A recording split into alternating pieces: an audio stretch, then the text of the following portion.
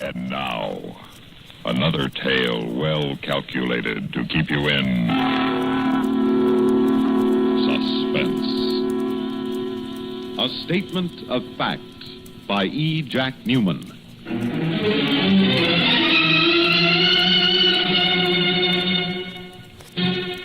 The most lurid of crimes is the crime of passion.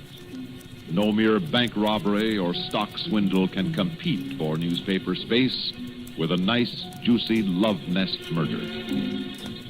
Our story concerns itself with the murder which criminologists would classify as a crime of passion. But in fact, it is just the opposite. A crime of no passion, a negative murder, committed because passion has fled and love was dead. A homicide without hope.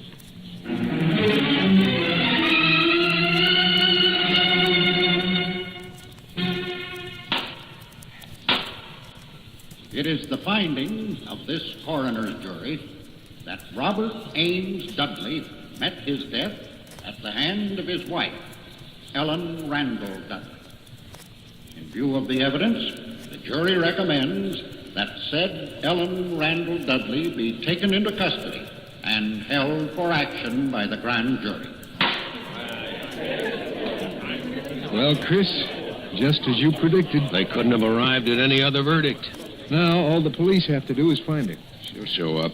An international beauty with a face as well known as a movie star's. How far can she get before she's recognized? Oh, a defendant that famous could be the making of the prosecutor who convicted her.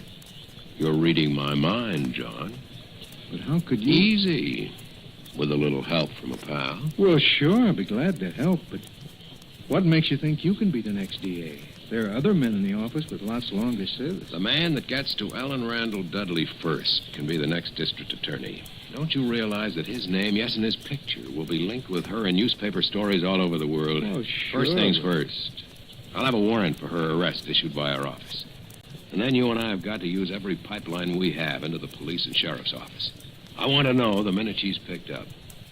Chris, I've watched you pull off some pretty fast deals ever since we were in law school. But Fast deals? You hurt my feelings, John.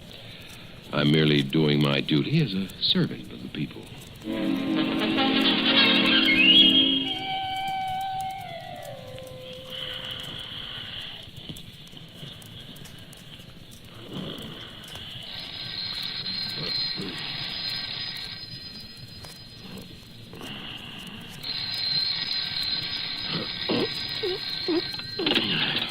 Yeah. This is Johnny Bradford, Chris. Oh, yeah, Johnny. I'm sorry to wake you in the middle of the night. That's all right. What's up? I'm down at the sheriff's office. They picked up Ellen Dudley half an hour ago, out in Allenview. She was hiding in the restroom of an all-night bus station. Good. I'll be right down. The sheriff's holding her incommunicado, Chris. That's bad. You have to work fast on this one. Yes, I know. Listen, can you get to the sheriff? I can try. Get to him.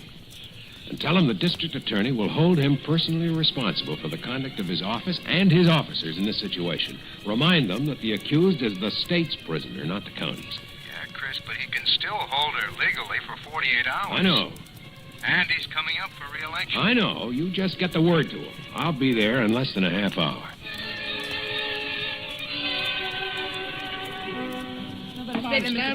Sorry. No comment. Now, let me through, please. I'm sorry. I have nothing to say at this time. you didn't waste any time, Chris. I can't afford to. How did the papers get in on this? The sheriff called them after I told him you were on your way down. Publicity, huh? Every little bit helps during election year. You ought to know. Yeah. Where's Mrs. Dudley? In there with him. Where's she been these last 3 days? I don't know. She isn't talking, at least to me. Well, she'll talk to me. Just a minute. The sheriff left orders that he's not to be disturbed. What's your name? Deputy P.G. Thaler. Mr. Thaler, I want you to go and stand by that door over there. Huh? No one, absolutely no one, is to come through that door until I say so. I take my orders from Sheriff Morrow. Thaler, I want to... Hey, I thought I told you I didn't want anyone around here. Good morning, Sheriff. Who are you? Dale Christian, Deputy District Attorney. Oh. Yeah, Mr. Bradford here said you were on the way down. Now, we can handle this situation all right, Mr. Christian. Is Mrs. Dudley in there? Yes. Is she guarded?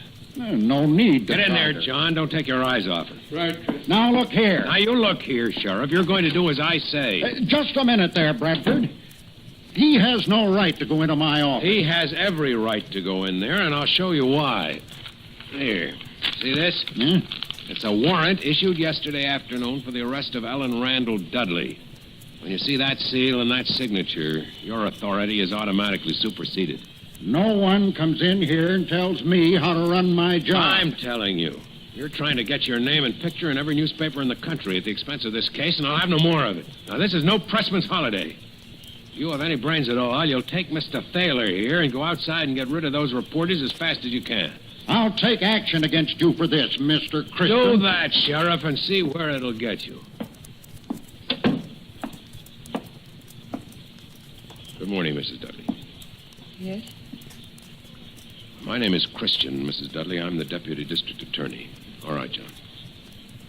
What are you going to do? Just take a few notes, Mrs. Dudley. What kind of notes? Mr. Bradford is also from my office. He's here to take notes on what you say to me, Mrs. Dudley. Oh, I'm obligated to warn you that whatever you say right now may be used later in the court. You don't have to talk to me unless you want to. You understand that? yes. This won't take long. I'd just like to get your story in your own words. Pardon me. Yes? I don't understand you, Mr. Christian. You just told me that anything I tell you may be used against me in court. Yes? Well, then, to be on the safe side, I shouldn't tell you anything. Mrs. Dudley, listen to me. Now, listen carefully. Yesterday afternoon, I attended a coroner's inquest inquiring into the death of your husband, Robert Ames Dudley. Yes? A coroner's jury there determined that Mr. Dudley came to his death as the result of wounds inflicted by you, his wife. A hatchet was presented as evidence. Mr. Thomas Unger of the Police Crime Laboratory positively identified it as the murder weapon. Sergeant Victor Manning also testified, and he explained that several fingerprints on the murder weapon belonged to you. Two witnesses, your maid, Ethel Lee Barth, and a neighbor, Mrs. Frank Thompson, gave testimony that further incriminates you. Enough evidence was presented for the coroner's jury to recommend that you be taken into custody and held for the action of the grand jury. Do you understand what I've just told you? Yes. Yes, I think so. In a few days, the grand jury will meet and charge you with murdering your husband. There's no doubt that they will make that indictment, Mrs. Dudley. From there, you will be arraigned and later on taken into a court and tried. Do you understand that? Yes. Fine. Now, a frank, honest statement on your part before all of these things take place can save a great deal of pain on both sides. Such a statement from you right now may determine the disposition and the proper plea to be entered on your behalf. What do you mean, Mr. Christian? Proper plea. You murdered your husband on the night of the 13th. The sooner you admit that, the better off you'll be. You make a full confession, you sign it, you enter a plea of guilty, and I promise you I'll do all I can for you with the court. Okay? Suppose I don't admit anything. Then you can expect no clemency. And that, of course, is entirely up to you, Mrs. Dudley. But I must tell you that the death house in the state penitentiary is full of people who didn't listen to reason while they still had a chance. This is your chance, Mrs. Dudley, right here and now. Well? I don't know what to do. If you don't take my advice, they'll hang you. I promise you, Mrs. Dudley, they'll hang you as certainly as you're sitting in that chair. Well? I don't know what to do. I don't know what to do. Suppose you begin at the beginning. The beginning? What was the beginning? I don't know. Well, let's say, where did you meet your husband? It seems to me I read someplace that it was in Europe.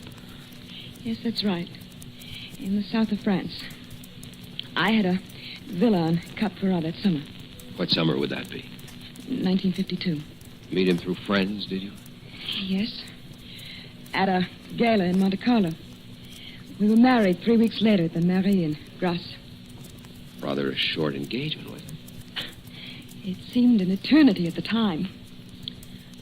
I was fed up with European gentlemen, I suppose. Bored with the kind of men who put all women into two categories. Possible wives or possible mistresses. Roger was only interested in me as a wife. And he was so refreshing. So healthy. So American. You remind me of him a little. You look about the same age. He was 36. I'm 34. But the marriage didn't work out the way you expected. I understand you and Mr. Dudley have been having trouble for some time. Oh, yes.